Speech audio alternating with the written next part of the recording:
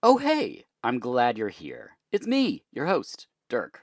This is the intro. Welcome! Not stilted at all. This is the last episode of season 11 before our ending. The ending episode is a hangout with Sarah and Adeline both returning. I just wanted to take a moment to shout out Aaron Brown on Twitter, who goes by AW Bluesman or Blusman. Aaron tweeted some kind words about one of our episodes, which complimented our guests, the movie we discussed, and one of the actors, and that's just wonderful all around. A little positivity in the world can go a long way. I know you've heard me say it before, but please, if you appreciate something, take a moment and say something. Also, this week's post on Patreon is all about frogs, so if you want to hop on over there and help us come back for another season, every little bit helps us continue. Hopefully, there'll be a season 12. Plus, all supporters are up for a monthly giveaway, which includes Blu-rays, stickers, buttons, pins, Marshall's hot sauce, freeze-dried candy, all kinds of fun things. I hope you'll join us over there. It's been very fun being creative in that space. There it is. I kept it as brief as I could so we could get right into this one. There's a lot of goodies discussed in here with a fantastic guest, Mr. Brady Kimball. So, the film is Robotrix. My guest is Brady Kimball, and this is VHS Presents New Releases and Late Returns.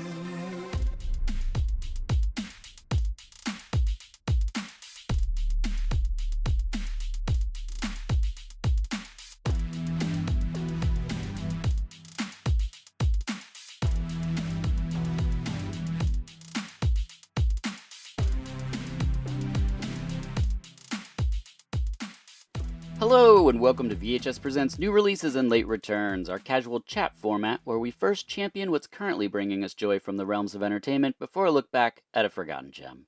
I'm your host, Dirk Marshall. My guest for this episode is Brady Kimball. Thanks for returning. Hi, hello. You are one of the Solid Six podcast. Please tell everyone what that is. Yeah, it's a fun podcast that we rotate hosting duties. There's three of us, Allison, Josh, and I, that we do double features. And so you get a little bit of this, a little bit of that in terms of different types of movies. And so anything that kind of sparks a fun conversation, whether it's serious movies or goofy, weird movies. Yeah, we like just kind of surprising ourselves. So a lot of fun. And it's double features or you just movie pairings? How do you describe it?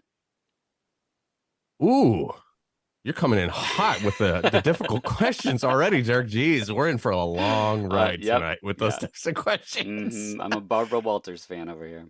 I'd say it's more of a pairing personally. I don't necessarily, at least for me, right? Like I like to mix things up in a way that provides a little bit, keep people guessing, I guess, a little bit. And so I don't know if that makes for the best double feature. Like if you were going to hang out for 4 hours or 5 hours or whatever, drinking beers with your friends. So it's a good. I might have to change my phrasing now that you've asked that really hard hitting question. Yes, I'm an intense questioner. That's the title, I think. And people can find everything Solid Six at solid6.net, correct? Correct. And you have new merch? Yeah, we got solid6.net/store. We got some enamel pins, the soft enamel pin kind. We looked at a couple different styles and thought that the 1-inch soft embossed pin. Have you gotten pins before? I have no pins. I've never pinned. Even for the commercial business? No, we never did any. Sarah was vehemently, is that the word? Vehemently? Vehemently, yeah. Yeah, vehemently against merch forever. She never wanted to make stuff. And now she's kind of come around to some ideas and things. So there's a chance in the future we'll do enamel pins, but it's been something that like for 11 years she said, absolutely not, no stuff. But well, you might be surprised at how many different options there are out there. It's kind of wild. So, you do the classic, like fill in a form and there's, 15 options of hard enamel, soft enamel, domed, borderless. So enjoy that journey. Okay. We sure did. Okay. Yeah, I'm excited. I want some merch. That brings us to new releases, and we start with books. Anything you're currently reading? Yeah, I just finished an awesome book. Highly recommend if you are into Nick Cave. This is the new Nick Cave conversation book called Faith, Hope, and Carnage. It's not a memoir. It's just, it's a group of, I think, phone interviews with his friend Sean O'Hagan, who is a music critic, and they talk over the span of, I think, the pandemic. And if you look at Nick Cave's discography during the pandemic, that was, I think, Ghosteen and Carnage are the two albums. And this is absolutely essential. It explores not just his creative process, but more importantly, grief For those who don't know what's happened to Nick Cave and his family, he's lost, to get heavy on this podcast, Dirk, he's lost a couple of his sons. One fell off a cliff and another one died in a drug overdose. And he was recording his album Skeleton Tree when his first son died. Yeah, he's processing this kind of out loud in this book. And so, I've had a bit of a year myself. And so kind of processing those things in my own way, given the fact that I don't have a religion. Right.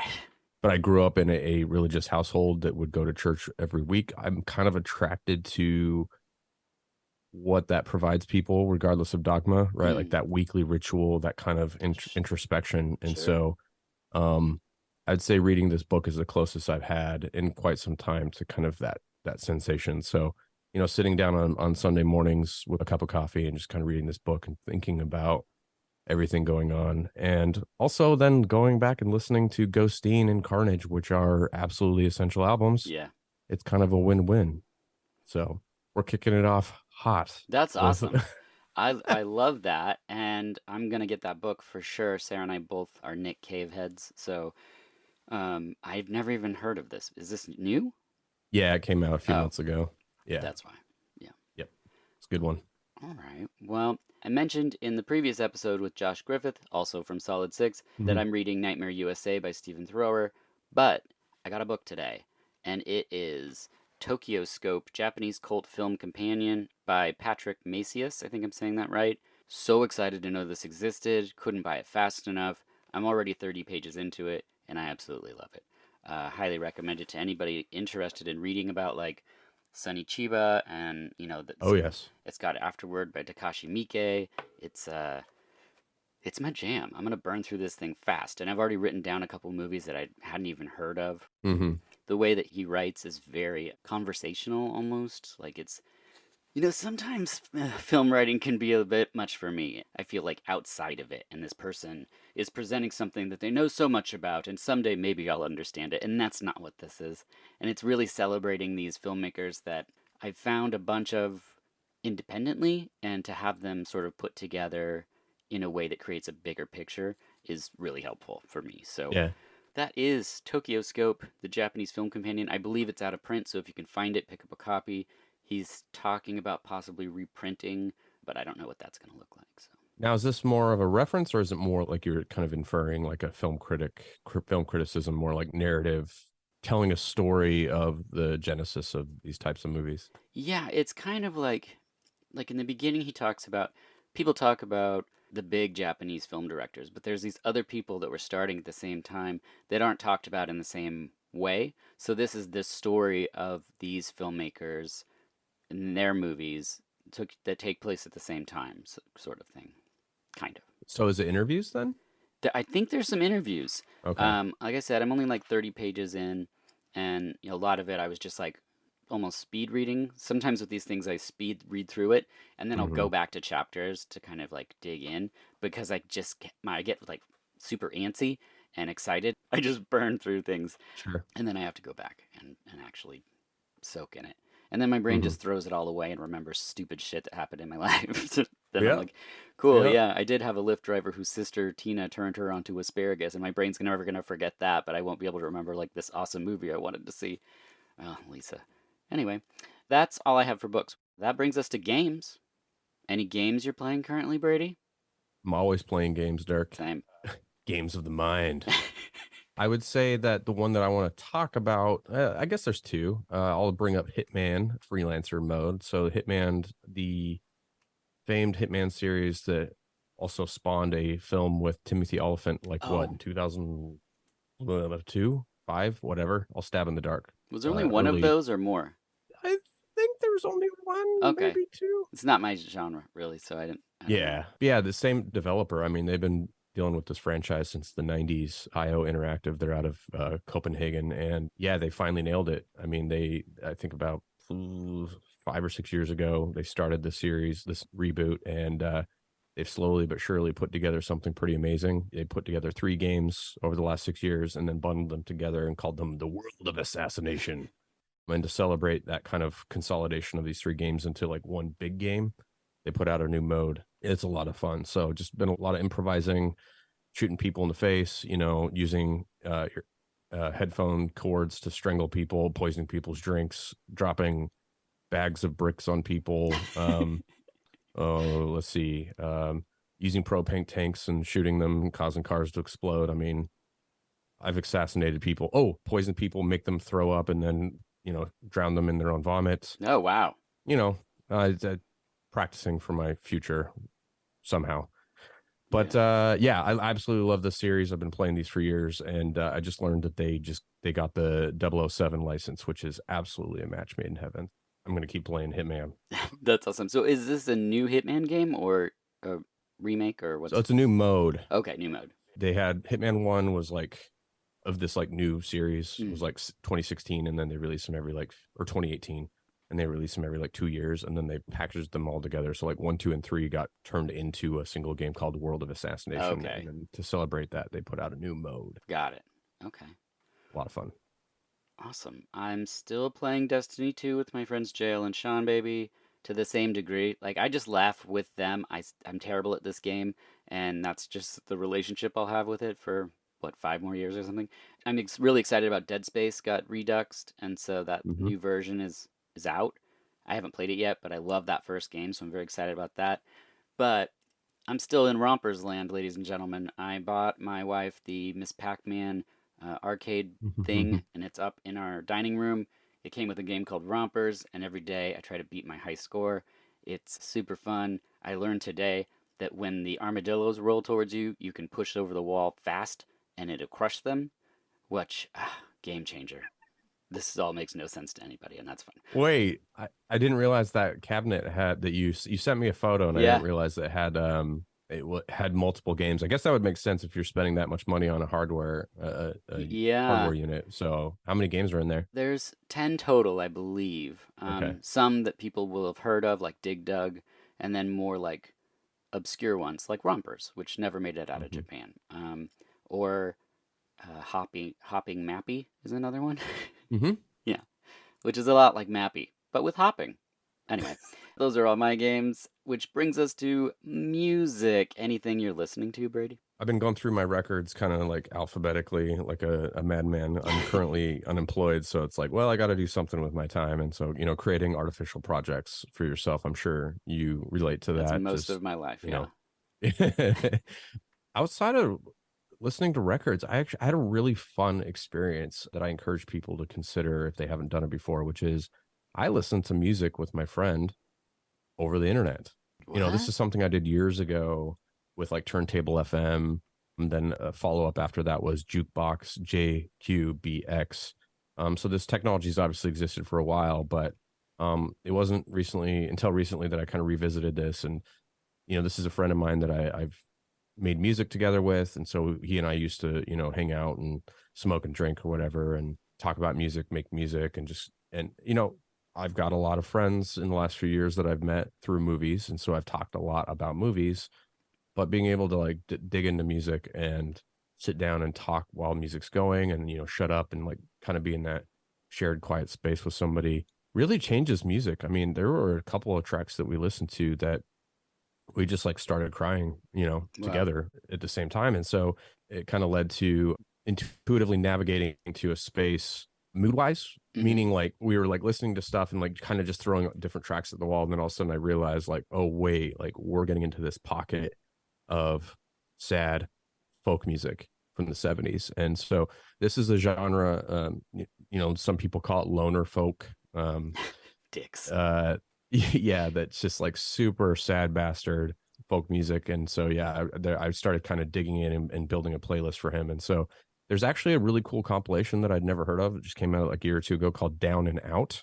Hmm. It's an NTS radio. If you're familiar with NTS, really great nonprofit radio station or collective out of the UK. Yeah, it's like private press records, right? So like 200 to 500 records, Oh. just these independent artists that were putting records out of the back of their car, Hmm. selling them at the end of their concerts. And so a little bit of that. I'd say the most famous people that come up are like Jackson C. Frank or like Karen Dalton. Um, but yeah, highly recommend if you're in the mood for sad shit that might make you feel better. Check out Loner Folk. Pretty Loner easy thing folk. to Google. Okay. Excellent.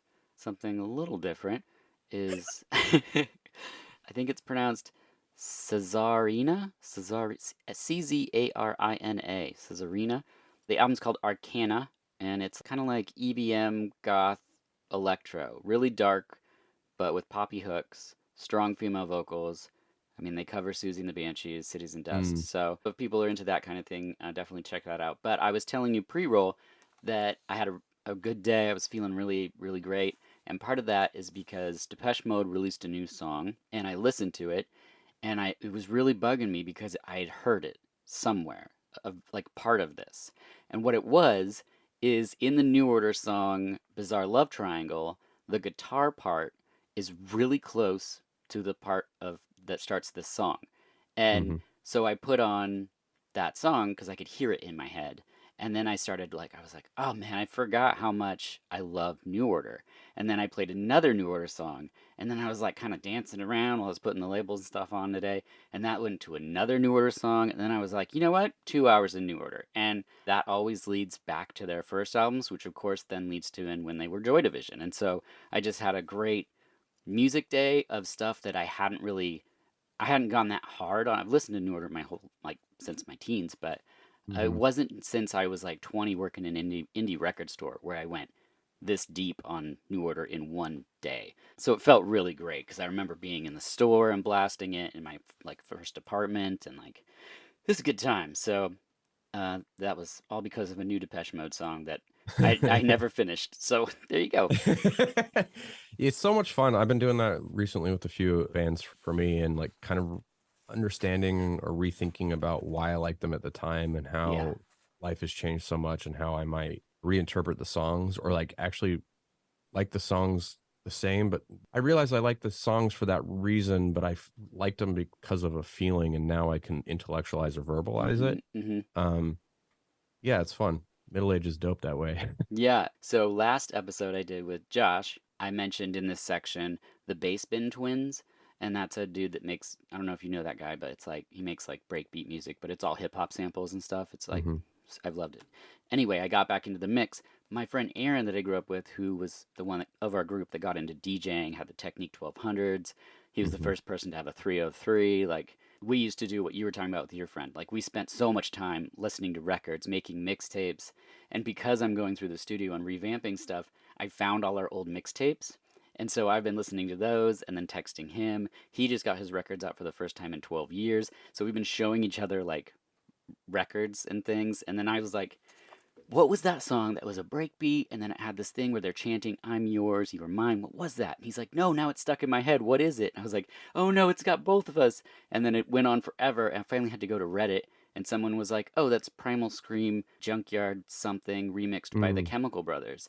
And it wouldn't play here in the States because, and people have fast forwarded already, but because originally the Chemical Brothers were called the Dust Brothers overseas.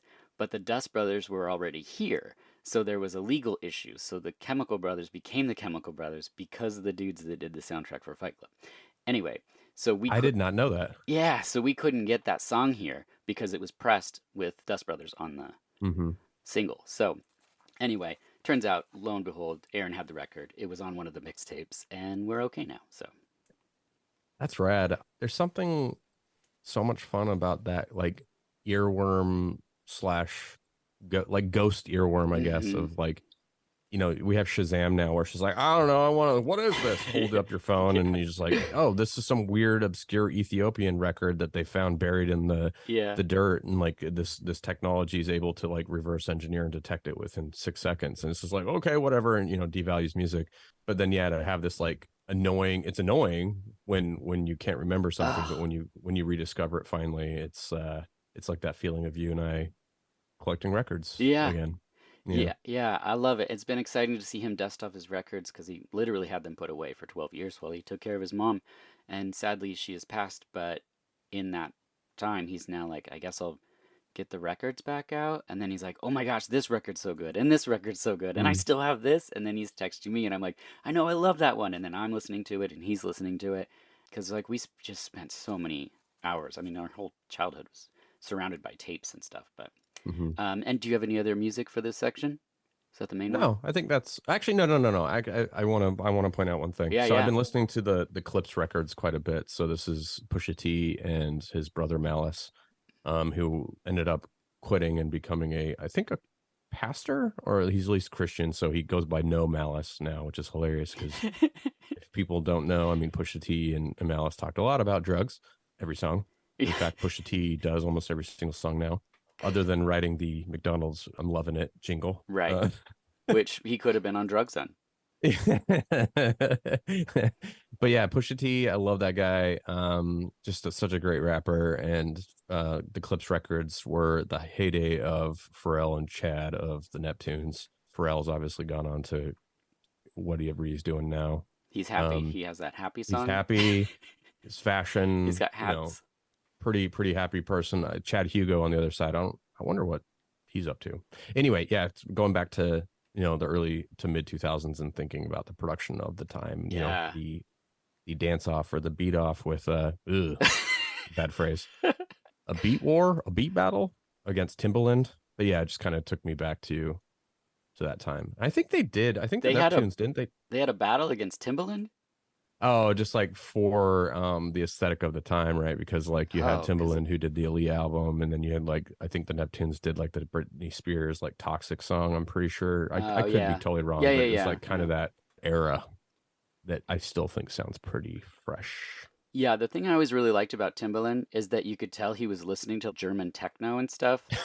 He was listening to like electronic music, and that was so exciting at that time because people, you know, EDM and all that stuff hadn't come out yet. They had just rebranded electronic music electronica, and so to hear like drum and bass stuff sneaking into productions of these pop songs, it was really cool. Like Missy Elliott's albums and things, like the beat Yep, work was just like nothing sounded like that. 100%.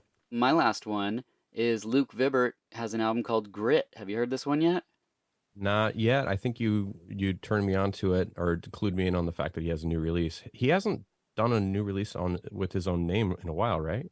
It's been a minute, I think. Yeah. Okay. But Grit is one of those albums like he and Jack Dangers would put out these albums that you're just like, are these offshoots or things you didn't finish? Like what is this? Because it's just 303 and 808. Like it's real stripped down, but I love this stuff. Like it's just that style of like electro is super comforting to me. So if Mm-hmm. anyone wants just like it's completely instrumental, mid-range tempo wise, and so you could like write to it or just have it on in the background. Very like that's what I always look for. I have playlists that I just keep throwing albums into that are like that because sometimes I just want to let the mind go and not have someone singing anything. So Mm-hmm.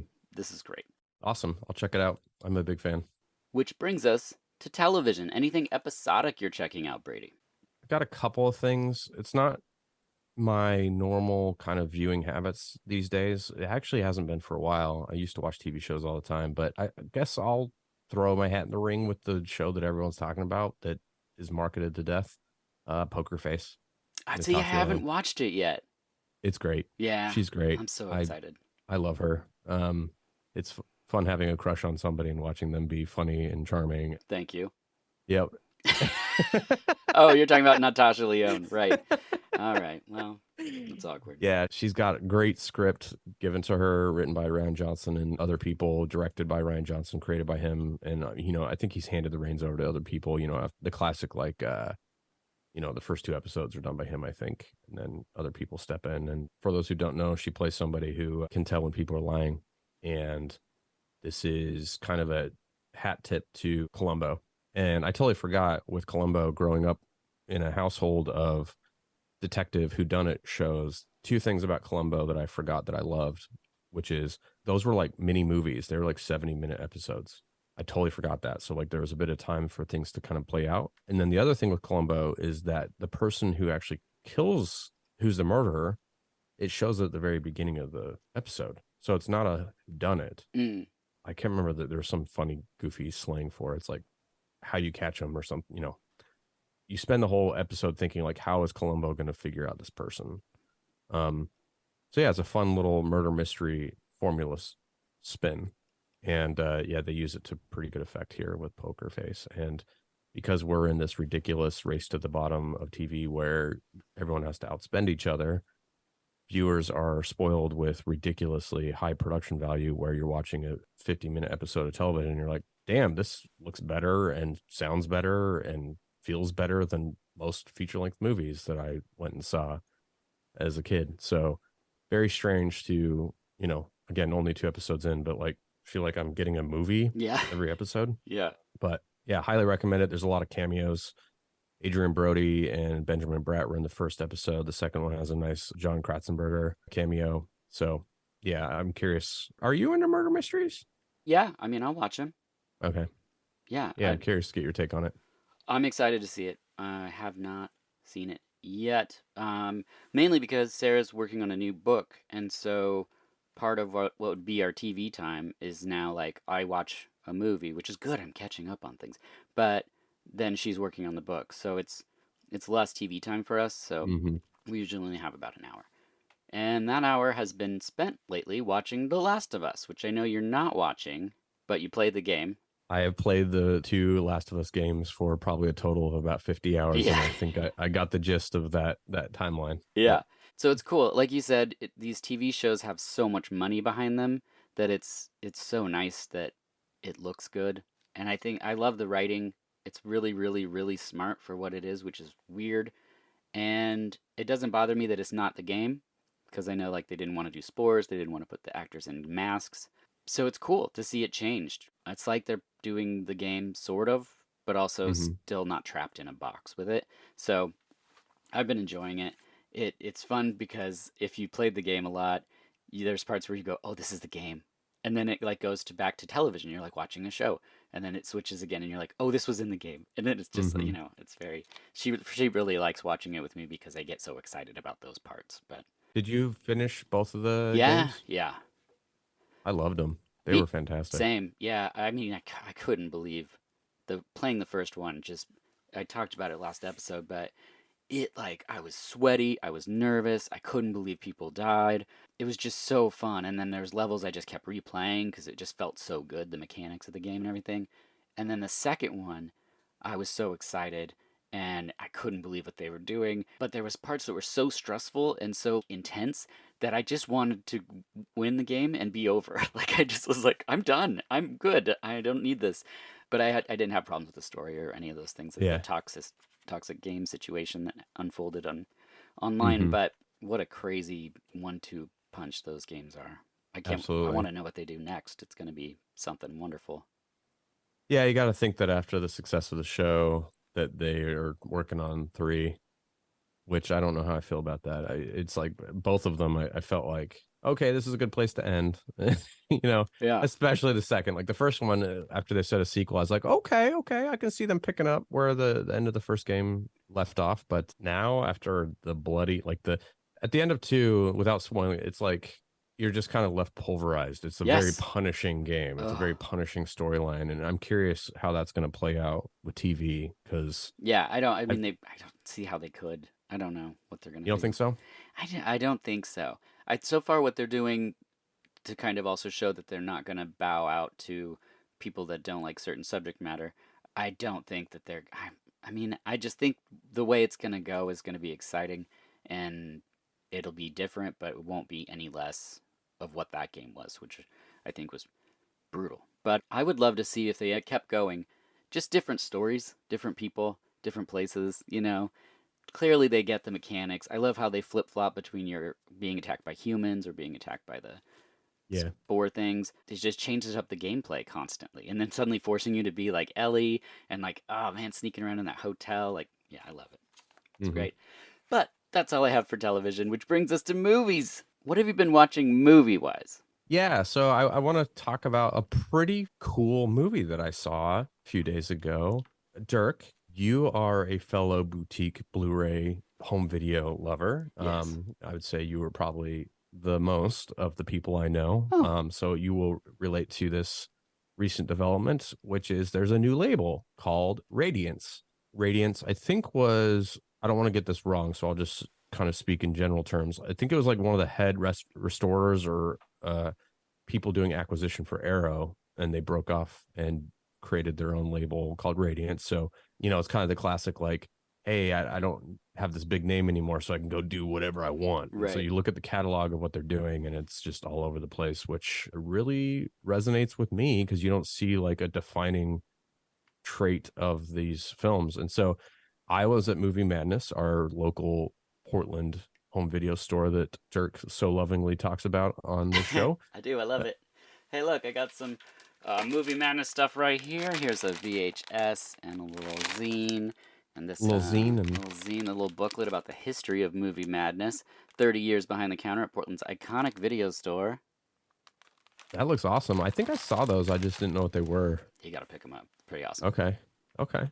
Well, I was in the new releases section and I saw the iconic, now iconic, or soon to be iconic Radiance Obi strips. Oh, boy. They're doing that Obi strip kind of reissue record label or like Japanese, record strip, paper strip around the release. So kind of a fun little signature. So I was like, wait, Radiance has US releases? And so sure enough, I think there's a subsection of their catalog, which I think is about 15 titles now that are in the US. And so I grabbed a copy of A Woman Kills. So this is a film from 1968 that I think sat in the drawer. It was like one of those, films that never got finished or never got funded. Ah, And it's like Brady, a French, Brady. Oh, but no. Anytime I hear about these things, I have to get them.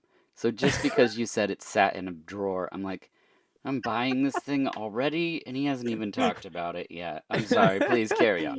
well, you should go look at the Radiance Films website because it'll make your eyes light up because there's all sorts of random stuff in there that will definitely pique your interest. So what makes this of note is the fact that this was filmed in May of 1968. So this is around the student riots in Paris, and it's a French New Wave film, but it's about a serial killer, and it does that French New Wave thing of like experimenting with, like the Jean-Luc Godard, Francois Truffaut thing of like hushed narrative into the microphone and like describing what the characters are doing. And then it switches to like a first person camera. And then all of a sudden it becomes like an abstract film. And it's messy. It's a very messy movie.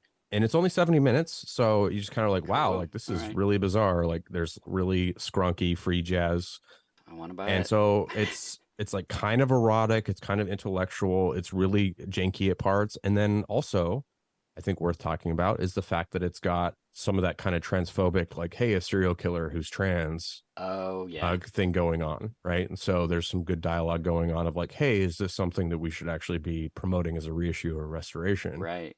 So I think that conversation unto itself of saying like, hey, we're finding lost films, and whether it's something like this, did this influence Brian De Palma's Dress to Kill? Right. I personally find leaning into that conversation meaningful, Hmm. right? So like it sparked a more intentional thought on my part of how I perceive that trope or that stereotype and how it's manifested itself over years, right? I would say that it goes like Psycho, then like this movie, A Woman Kills, and then like Dress to Kill. There's this kind of lineage of generations kind of grappling with this, like, oh, they were just not mothered correctly. And so it's got a bit of that. So your mileage may vary if like Sure. that's That's good to something that's know. just like you don't even want to deal with that representation. But if you're into things that are outside the fringes, I would recommend this and check out the label. Yeah. Okay. And that's A Woman Kills. A Woman Kills from 1968. Okay. Oh, something I have very similar to that is Viking Wolf on on Netflix. It's a Norwegian thriller. It's not really horror, but it's important because it's in their own language. It is not dubbed in English. There's English subs. Right at the time of this recording, it was in the top 5 watched on Netflix right now. So, Norwegian language film top 5. Yes, please. If this Mm, means that we get more distributors and streamers picking up films from other countries and putting them in our faces, that's awesome. And not dubbing it. Just like give us the art they made and let us see it. Faster than a year, please, because sometimes I hear about these films in Japan and I'm like, I want to see that, and it takes hmm over a year for us to get it. It's ridiculous. But but Viking Wolf, it's not amazing. It's totally watchable. It's not super bloody. Like I don't want to fault it for what it's not. So what it is entertaining, a cool story, a great lead. I'm excited to see where she goes. I didn't take her name down, but Viking Wolf on Netflix. There you go. What else you got? Don't have anything else actually. I Okay, covered a good. lot of ground on our latest episode coming out. Actually, no, I'll mention it briefly, just Yeah. a kind of a preview of our next episode coming out, maybe around the time of this release or This this recording as well. yeah, So this will be next week. We watched The Leopard by Luchino Visconti, the 1963 Italian epic starring Burt Lancaster. So it's been a lot of fun going into like the costume dramas, the epics, that like looking into history, things like that. So I've been looking at watching War and Peace for a long time, which is like the Whoa. most expensive Soviet production ever. It's like 6 hours long. So after we are done recording, I'll probably go and watch that. But I would say, just generally speaking, I'm in like the war epic 3 hour long movie mindset. So Nice. very different than Than what we're talking about. Robotrix. Yeah. Yeah. This isn't, though. The next thing I'm going to talk about is Erotic Ghost Story from 1990, directed by Nai Choi Lam, who did Story of Ricky, The Cat, Seventh Curse. Film follows three ladies who are tricked by a demon to follow their sexual desires. You're shaking your head. You seen this one? No, I was thinking about Riccio. Oh, Watched that for the first time last year. oh, nice. This was my last of his films. I just put it off. Then I was picking something up from one of those boutique labels you mentioned, Brady, and I was like, you know what? I'm getting it. It's a beautiful looking release, and I watched it. I loved it. It's great. I will say, this is a naughty, naughty film. There is full frontal female nudity in it, lots of breasts, and lots of sex with this demon guy. When he turns into the demon guy, it's really awesome. He's got like three heads, and it's just like it's wild effects like you'd expect from this director. Very fun, erotic ghost story. Don't sleep on it like I did. Next, I have a haunted Turkish bathhouse, 1975. Have you seen this one? No, you sent me the clip though of the Yeah, man on fire. yes. It's a Japanese erotic horror film. Basically, someone's murdered and walled into this bathhouse. This curse exists. Oh, and there's a cat. And it's pretty wild. It's a little melodramatic, but the payoff of this movie is so worth it. Mondo put it out. You and I have, I think, watched a number of the Mondo releases, and I love them. they're so great. And this is a great movie with great supplementals, which is how I heard about Patrick and ended up buying this book, Tokyo Oh, Shutter. okay, Yeah, cool. yeah. He's on there, and I was like, "You're awesome." So I told him on Twitter, and then looked up his name, saw the book, and I was like, "Okay, well, I'm gonna buy this book." Then a little different, The Final Executioner. I just revisited this one. 1984 post-apocalyptic movie. There's hunters and people getting hunted. A man and a woman are released, and then she's attacked and killed. And the man, they think they murdered him, but he trains with a cool dude and goes back to kill all the hunters. It's the final film directed by Romalo Guerreri, who did The Sweet Body of Deborah, Young, Violent, Dangerous, and Covert Action. And it stars William Meng. But the real star to me is Harrison Mueller of 2020 Texas Gladiators. Mm. Yeah. And then the last movie I want to talk about before we get to our late return is Mutant Hunt from 1987. This is a rewatch for me for the first time since I was a kid. I remember really liking it. It is about Z, a vicious genetic scientist who discovers a way to alter harmless humanoid androids called cyborgs into becoming killing machines, which he plans to use for his own gain. Thus is directed by the same person who made Breeders and Robot Holocaust, but he goes by a different name now. You can now call him Joe Gage, and he makes the films Dad Takes a Fishing Trip, Dad Goes to College, Dad Gets Yes. into Trouble, and Yes. After the Heist, which Okay. they're all gay porn. He just makes gay porn now. And Okay. I looked up IMDb. It doesn't have a synopsis for any of these, but I'm guessing Dad Takes a Fishing Trip. I know what happens. But After the Heist, I looked it up and it's all these buff dudes, and I was like, I would have liked Ambulance a lot better if it was called Slambulance. You know what I mean? And they like rob that bank and then they just get right into it. That's the kind of thing I want to see. Directed by Michael Gay. Yes, yes, might as well be. I would love that. But anyway, so Mutant Hunt, it's a low budget apocalypse movie with ambition and creative special effects. I love these films that are like the fighting is very Hmm. clumsy and the acting is stilted, but the effects is what they're trying to pull off these cool effects. And Mutant Hunt, they do some really cool stuff. And the ambition and the drive matters to me more than the giant budget. And I love these movies. Is this in what was that book that you got? Severin either pimped it out or they Oh, published the it. Apocalypse one? It Yeah. probably is. I was first reminded of it because I have the Deadly Prey Ghana movie art book. You know, that's all the posters. Hmm. and it's in there, and he's got the arm all stretched out super long. People probably have seen that image before. And then I was just like, well, I don't know. I was on a different boutique movie site, and was like, you know what? I should probably just get it. And so I picked it up and watched it, and I loved it. Mutant War, kind of a similar film. That was one of my favorites from last year, but that's not Mutant Hunt. Two different films. Which brings us to our late return, which is Robotrix. How are you saying it? I would say Robotrix because it's a robot. Right. Tricks. Okay, Robotrix from 1991, a wild Chinese science fiction movie featuring many wild scenes, and can claim to be the first film of its kind to feature full frontal male nudity. Directed by Jamie Luke, who did Ghost in the House and Dr. Vampire. Oh, Stars. really? Yeah. Okay. Isn't that crazy? Hmm. I mean, And it was such a throwaway frontal nudity scene.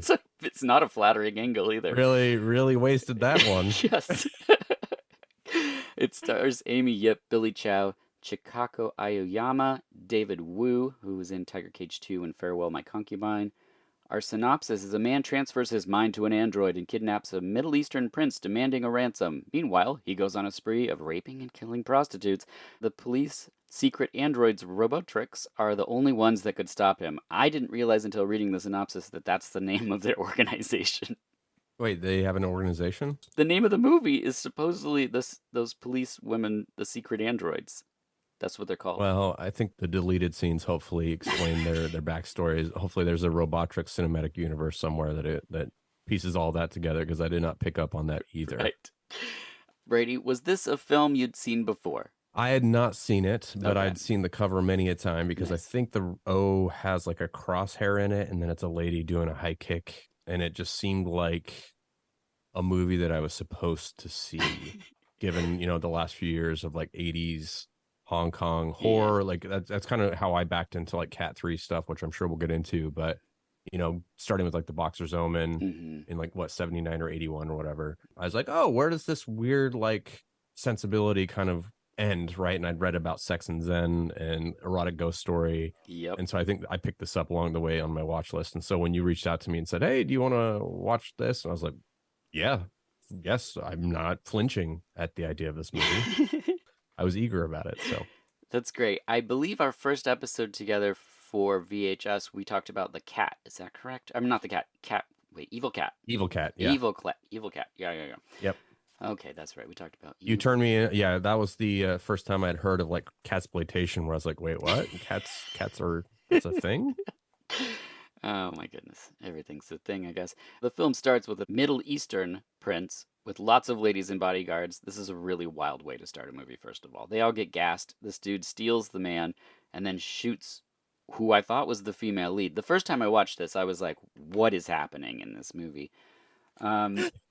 Next week, the Middle Eastern prince thing, you're being generous, because it's like, wait, isn't the prince from Jersey? It's like yes. Well, I was like, is he Italian? Is he from Jersey? What is happening here? Choose my words carefully. But next, we're in a future robot exhibition in what has got to be one of my favorite scenes in a movie with robots. When the guy lowers from the ceiling, I was like, this is amazing. Yeah, the spandex like fluorescent green pants, but then like he's got like a halter top, that I think in Seinfeld they had that episode about the bro or whatever. Wasn't it the Seinfeld or something like that? And it was like clearly the stylist here was going for something kind of androgynous, right? But the women with the like spandex, what do you call those? Like the gym spandex, I guess. Lowering the guy down, so ridiculous. Leotards, right? Is that what they're wearing? Thank you. Yeah. I haven't seen a leotard in a while in Portland, Oregon, so that's why I forgot the name. Right. There was a store in Ashland called Tights and Tards, and they sold leotards there. I know because there's a picture of me in front of that store. I'm assuming they knew what they were doing with that name. Yeah. A man challenges the German robot, and he loses the fight. And then there's an American robot with the best wig ever, I'm guessing. Basically, people, what you see is incredible cyborg battle that can only end with one of them ripping the wires out of the other one. Yeah, there's a height difference too, right? Yeah, but luckily a mysterious robot saves the day. Then the Middle Eastern president learns that his son has been kidnapped. We learn the kidnapper is transferring his thoughts to a robot, and then he kills himself. which is one way to do it. Back in the Ladies Wild Future lab, they have the dead policewoman and they transfer her mind to a robot. So it's like, okay, it's cool. One of the things I really like about this film is this crazy lab.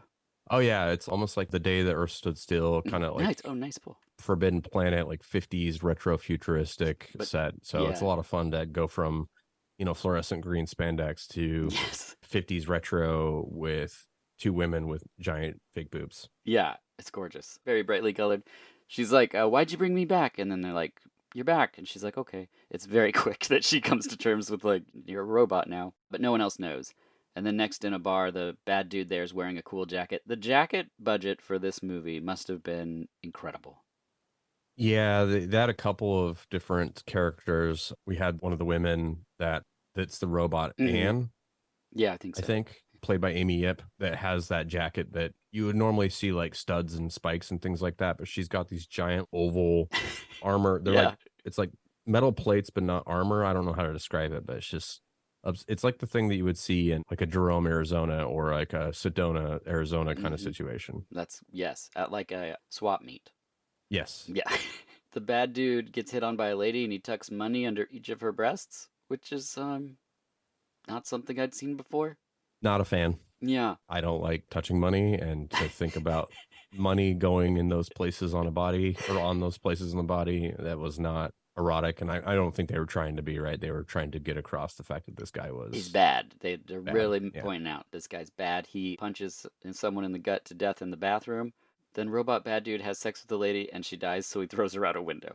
Yeah, that was shocking. Yeah.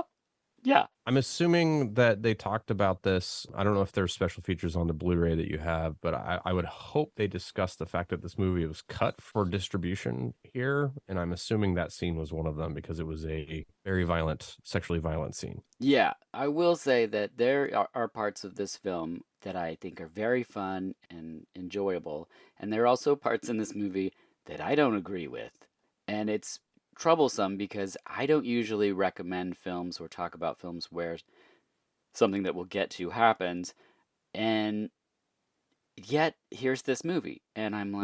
like, there's something about this that needs to be discussed. So maybe me running away from the subject matter isn't always the best way to address a subject matter. Hmm. Perhaps that's what I'm getting from robot tricks.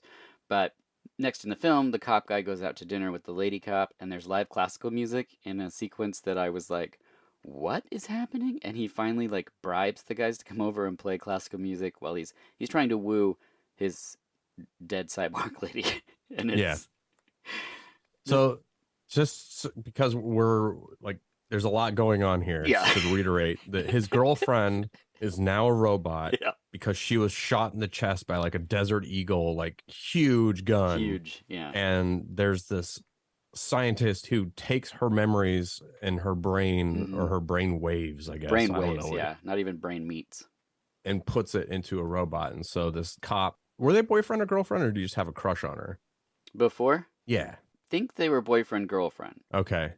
Because I remember him saying something like, I studied for the exam so I could get promoted to hang out next to you. I was like, man, you're playing the long game on that one, buddy. Yeah, I Like, mean, someone would have to be pretty special for me to go to school. yeah, yeah.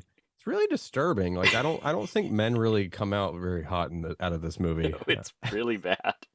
She forgot it's her birthday, but she gets a cake and she can blow the candle out. Where I was like, wait, how does. Okay, so that means that the cyborgs have like lungs?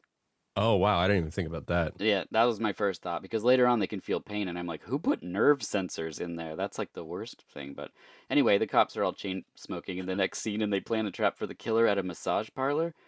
Oh boy, here we go. Um, Oh man, that was so just ham-fisted. Just, it's so I don't know. Let's find some fun way to be at this brothel, and it's like, what is happening? Where are we right now? I was like dealing with gymnast robots, and yeah, and I thought I was watching like a martial arts movie, and then all of a sudden now I'm dealing with some sort of weird like sexual hijinks, sex comedy. I it's did not understand. no, it They were trying to be funny, right? I think, but they put the lady in the room, and this guy comes in, and you're like, oh, this is like a trap. But then he just has sex with her, and she's a robot, by the way, people. And then he leaves, and then he decides he wants to do it again, and he does. Like, and the cops are just there the whole time. Like, this is the worst sting operation. It's just a brothel. Like, these cops have just created a sex den that they're making money on. People are paying them. And then the boss cop shows up and he's like, all right, shut it down. And I'm like, yeah, shut it down. It's illegal. Like, what are you doing? With fucking cameras and TVs and stuff. Yeah, it's so dumb. One of the cops even dresses up in an outfit to try to sneak into the room to have sex with the robot. Like, it's just. Yeah, I feel like, that they at this point, this guy that's dressing up, he's got a curly mullet and, he tries to Tony. hide it. And I think that up to this point, I think he's been picked on 2 or 3 times. Yeah.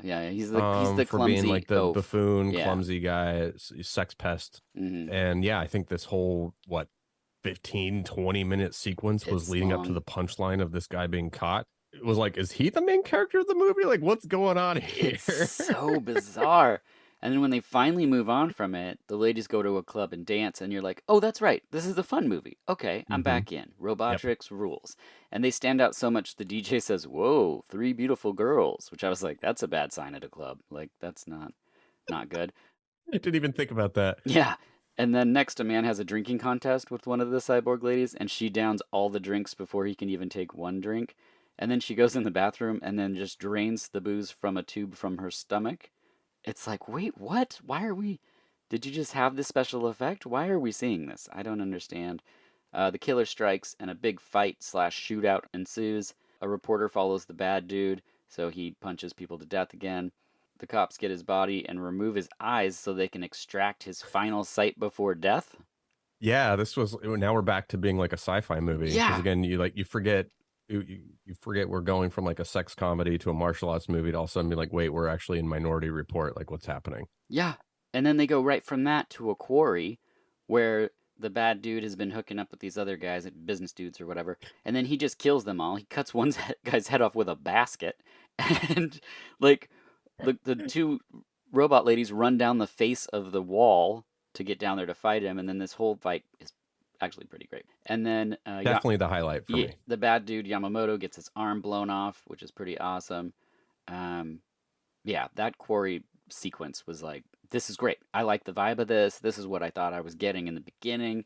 I know what this tone is. So so then Joe learns that his lady's a robot. Yamamoto fixes his arm and drills the leg of the person that he has captive, the prince.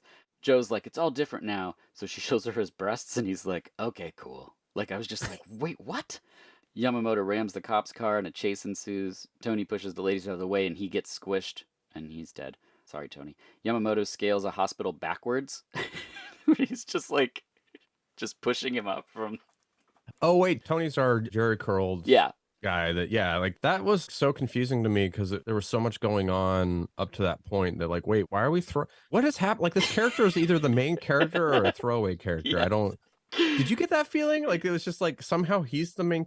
I don't know. It was weird. It was like he's more memorable than a lot of the people in this movie. Well, the main guy that's in love with the lady who had been shot has very little to do in the movie. They just don't give him a lot. Right. They're just like, you're the good-looking lead. I don't know what that does, but you look oafish, so we're gonna focus on you a bunch. And it's just like, okay, that's weird. Yamamoto scales the hospital backwards. It's a trap set by the cops. They catch him, but he escapes by just beating a hole through a wall. Oh, yeah. There's your Riccio right there. Yeah, and then they surround him, and then he escapes again. And so then the cops shoot him 9,000 times and cut off his head to activate his memory console. And so then he's a severed head on a table, and his body is just like a foot away. Yeah, and then I thought that was going to end things. But no, we're just... No. Yeah. Here we go, people. Okay, so... Dirk scratching his head. So what anxiously. Yeah, okay, so... 2 of the cop ladies take off to go get the prince because they know where he's located at. And the severed head gets his body up and puts his head on the body. And then he, I guess, knocks out the lady who's the scientist one, robot lady, and then chains her up on the table. And then he has sex with her. In various ways. Like, it just kept going and changing positions, and it was like, oh, okay, buddy. Yeah. All right. Yeah. This is the scene that, it's a lot. And I just don't know what to say because, like, I No. feel like this movie is a bunch of different things that they kind of stuck all together. I normally love that kind of stuff. And there are parts of Robotrix that, like, I'm like, yes, this is great. Hmm. Oh, that's such a cool scene.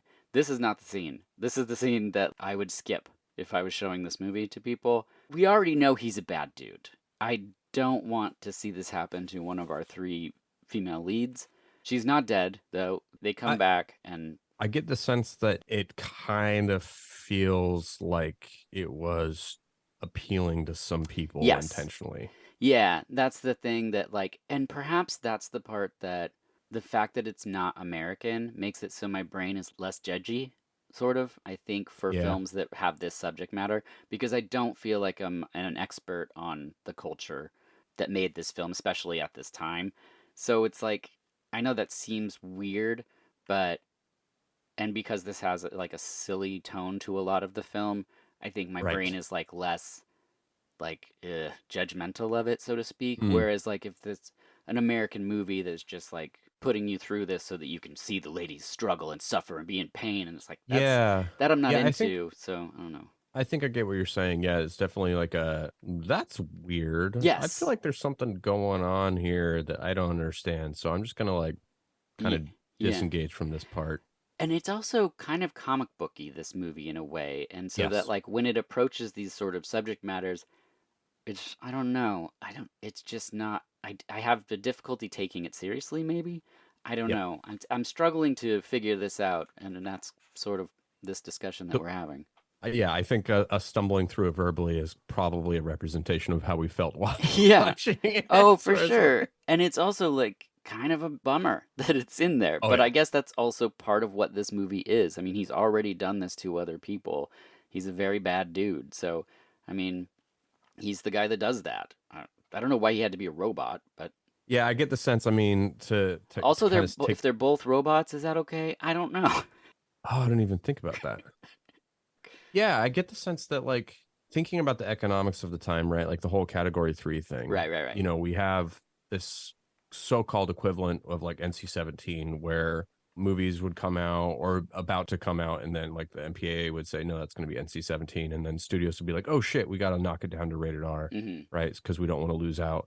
I get the sense from the things that I've read and just like watching some of these movies now, not a lot. I think you watch more than me, but actually they amp it up to 11 because it's more economically viable. Mm. So it's like it would be the equivalent of the United States saying like, yeah, NC-17 actually is going to make us more money. So I get the sense that all these different kind of wacky hyperbolic poles of the spectrum of like Mm. trying to be really goofy with like the sex comedy thing and then like this rape, is just like we're going to throw whatever we can at the wall to stick in people's brains for them to talk to their friends to see this movie is kind of my hunch of what's going on. Yeah, and I also think like, we had movies in the States like Mannequin, where it's like a mannequin becoming like you never saw Mannequin or Mannequin 2? Mm-mm. Oh, it's like Kim Cattrall and she's a mannequin, but she becomes real. And then, the whole thing is like, people, she's so hot or whatever. And it's like, yeah, okay, if you have these movies where people like lusting after the lady and then they're like, but she's really a mannequin. And you're like, well, I guess that's okay. It's like, I don't know. Is it good because they're cyborgs? I don't know. This is a wild movie that has brought a lot more thought to my head than I thought it ever would. He next gets a flamethrower, which is cool. I love flamethrowers, so I'm back in. There's costume changes in this scene, and it's the scene where Yamamoto gets the big drill and drills into one of the lady's chests, so she's out of the picture. I think it was Selena. They rush back to get the prince, and Yamamoto's going to kill him, but then they put him in a trash compactor, and then the ladies are like, yay, and the dead girl is alive again. I don't know. That's the end of the movie. That was the best breakdown. It's like once Uh, I get to that scene, I'm just like, all right, I'm kind of done with this movie. It's a great final battle in the laboratory, everybody, but it's you kind of just have to see it. They're crazy outfits, bright colors, clearly stunt people in shots and not the ladies doing the fighting. One of them looks like they were in the band Kiss. The wig is like mhm. so interesting. But yeah, that's the end of Robotrix. Any final thoughts, Brady? Oh boy, I had a roller coaster experience with this movie where at times it was just pure joy. I mean, I Mhm. think this movie is a little deceptive because it starts out with that prince in this pool, and he's just got this like these ridiculously hairy shoulders, and it's just Mhm. like, ooh, as he's like, Yes. such delicious, women, Yeah. ooh, and it's just so absurd and cartoonish. I'm like, okay, like I know what kind of movie this is going to be. Yep. And then between the dead ends of the sex comedy and then some of this other stuff we talked about, I felt like it could have been 20 to 30 minutes shorter and we could have kept all of the cool, like, Yeah. Yeah. There should be a action fun cut. scenes and stuff like that. Yeah, exactly. So it's kind of hard to recommend this to people in general, but Mhm. I'm glad I watched it, right? Like Same. this definitely appeals to people like you and me that are really interested in curiosities, warts and all. And so, yeah, I'm glad I watched it. However, caveats all over it. Yeah. You're A- unsure about watching it. Agree. And watching, been watching a lot of Category 3 stuff and things, and seeking out stuff and trying to. I think it's part of me trying to come to terms with things that I'm okay with, or things that I would struggle with thematically, or even seeing portrayed in Mhm. films. And then I'm like, who is this for? It's not like I think certain things shouldn't be in movies, because I know that there's catharsis that can happen for people, but there's also triggers that can happen for people. And kind of wading through these category threes and finding stuff that I didn't see or had on and didn't pay attention to, that I did that a lot back in the day. Yeah, so I'm glad that I watched this. I'm glad that we could talk about it. I think I might even feel a little bit better about that one scene, but I wouldn't recommend it to anyone aside from you, because I know that you would understand it, or at least know where this fits into certain things. Mhm. But that's a weird way to end talking about robotics, but that's the movie. That's what it does, so that's what it gets. I will say though, I don't want to add a weird vibe to the show, but I do think it is important to kind of flesh out the kind of perception of this movie, if that's okay. Oh, yeah, please. Okay, so I saw on Amazon somebody rated the 88 films release right last year, and it said nice little film, worth 3.5 rather than a 3 though. Take Terminator and RoboCop and give it the Cat 3 treatment. My only okay, this is wild. My only gripe is the casting of Amy Yip, right? So What? she's the assistant, right? I think so. Okay. As she did in Erotic Ghost Story, Miss Yip declined to do any real nudity. Yes, another Yip tease, which I guess is a thing. I guess it's some weird, First of all, like, gross. derogatory thing against her about like her stripping but not showing. I don't. Hmm. This is a weird hole that I started falling down because of Yeah, this movie. I don't know. Yeah, so she, don't get me wrong, she got naked but showed absolutely nothing, yet the other two main female leads were fine with flashing some skin. Honestly, why cast an actress in a role like this when she refuses to do any real nudity? Directors who continue to cast Amy Yip, in my opinion, put a damper on films like this. This is the same reason why I dropped my rating for Erotic Ghost Story. Whoa. Okay, that dude and I watch movies for different reasons. Yeah. Yeah, so I think I bring that up because I saw a lot of different reviews for this that were fairly high of praise, and I do wonder if there was a different, instead of audience, I'll say clientele. Yeah. Yeah, no, I think that that's fair. I think that's also part of the thing I would struggle with some of the films, is I'm not coming to them like a horny dude that wants to see the Hmm. boobs. I'm like wanting to see the weird art of the movie, and the colors and the fight scenes and the things that must have made more sense in the years that the movie was made, because now things, you're like, well, this is Right. clearly from the 80s or whatever. I mean, that's just weird to. Th- It's Very. my point of view is that I wouldn't think that. So No, neither would I. The WTF aspects of this movie stick out, right? Like yeah, the wicker basket briefcase that's supposed to yes, be like a drug deal or a money deal. He opens it and it's like, wait, first of all, why is there a briefcase that's a wicker basket? And yes, second of all, surprise, I'm going to use the basket to cut off your head. What's going yes, on? And then just like you move on, you're like, wait, what? That was. So yeah. then, yeah, you can I walk love away from that. watching an hour and 40-minute long movie and say, that's the movie with the wicker basket decapitation. Yeah, exactly. And right after that, those two girls run down. They didn't even need to run down the face of but they had to do this special effect where they run vertically down to the ground. And it's like you put those things next to each other, and it's wild. It's a wild Hmm. roller coaster of visuals that you're seeing. That's why I watch the movie. I don't watch Yep. it going, "Ooh, I hope I see nipples." It's Yeah. like, I mean, maybe it's because I'm in my 40s, but I've seen them. I know what they are. It's like, I mean, look, man, be whoever you are, but it's weird to write a review where you're saying that you're gonna take a star off of it because someone didn't show their breasts to you. That's like, You okay, know, All right. Well, You get it. You get why I read it out loud. It's just so yeah. weird. It's a good thing to point out because I don't want to think that I was the person wanting to talk about this movie with you because I was like, "Ooh, we're both horn dogs that want to talk about these ladies' nipples." It's like, no, that wasn't the point at all. I got what you were trying to do. Yeah. Rest assured, I wasn't watching me like, what is Dirk trying to say to me? No, I very much picked up on the vibe of the choice. Yeah, that would be a horrible podcast if you just listened to two guys just be like, "Oh yeah, that was so hot, hot breasts." Yeah, it's just not. Hope I still have listeners after this episode. But yes, Robotrix. This was NC-17, you said? Just the Cat 3. Okay, I'm just suggesting the equivalent to like NC-17 in the US. I think it actually, to your question directly, I'm assuming with it being censored that it probably was R, but I don't know. Yeah, because I mean, it doesn't seem that. It's like softcore, I guess. I mean, his penis, when you see it, it's not even erect. It's just No. there. Yep, it's Droopy right down it. Because we're like, point of view from the feet up, which is not how. Look, people, if that's how you want to see penises, I'm happy for you, but not the best angle no for the not dangle. The best. But oh gosh. Okay, Brady, thank you for coming back on VHS. Thank you for inviting me on Solid 6. People can also hear me on your podcast. Some of my favorite film conversations, getting hang out with you and Josh and Allison and Johnny Utah, the cat. One more time, where people can find you? Solid6.net and Instagram, solid6.podcast. Yeah. We haven't been on Twitter. We've talked about this a few times on the show, but the need to constantly be there is a journey that the energy that I have right now in life is limited. So yeah, you might need to give me some tips and tricks as a savvy social media user. All I do is I pop on, see if I have anything that people wanted to say to me that I can respond to, and I post something if I have something to post, and then I'm out. That's it. I'm not scrolling. I'm not doing anything else. Okay. That's what I do for our sauce account. That's what I do for this podcast.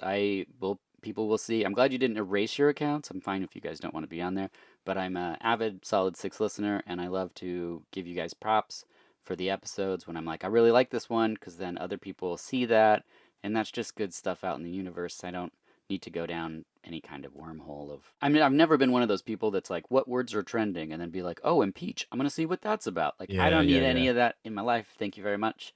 I have important science fiction movies from the 80s to watch.